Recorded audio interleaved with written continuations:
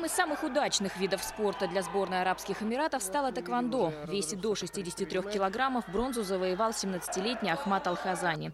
Как отметил спортсмен, решающая схватка далась ему нелегко. Однако хорошая подготовка к соревнованиям и поддержка тренера помогли одержать победу.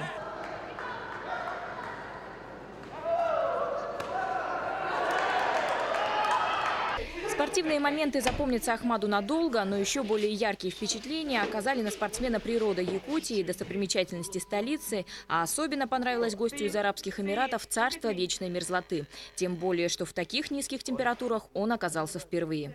Мне очень понравилось это место. Здесь очень красиво. Я впервые в моей жизни увидел лед. В целом, о Якутии сложились хорошие впечатления. Якутск – очень интересный город.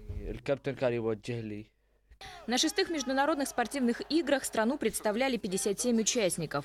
Следует отметить, что это в 3 раза больше, чем на прошлых играх. Тогда в соревнованиях принимали участие всего 18 спортсменов.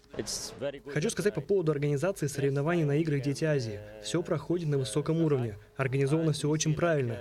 Нам, конечно, хотелось бы получить золото или серебро, но бронза – это тоже хороший результат. Участники из Эмиратов состязались в 5 видах спорта, таких как плавание, легкая атлетика, настольный теннис, стрельба из лука и тэквондо. Примечательно, что популярностью в стране не пользуется ни один из них. Значительное внимание в государстве уделяется национальным видам спорта, например, скачкам на верблюдах, которые проводятся с октября по апрель, когда погода в стране наиболее прохладная.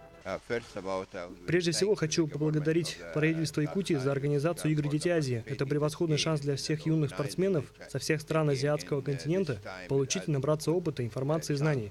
Азии нужны эти игры. Мы гордимся, что мы принимаем в них участие в Республике Саха. Сегодня делегация вылетела к себе на родину. Спортсмены получили море эмоций и приятных впечатлений. В дальнейшем у них подготовка к соревнованиям в Европе и Америке. Остается только надеяться, что опыт, полученный на играх в Якутии, поможет спортсменам в будущем. Галина Погадаева, Иван Семенов, НВК Саха, Якутск.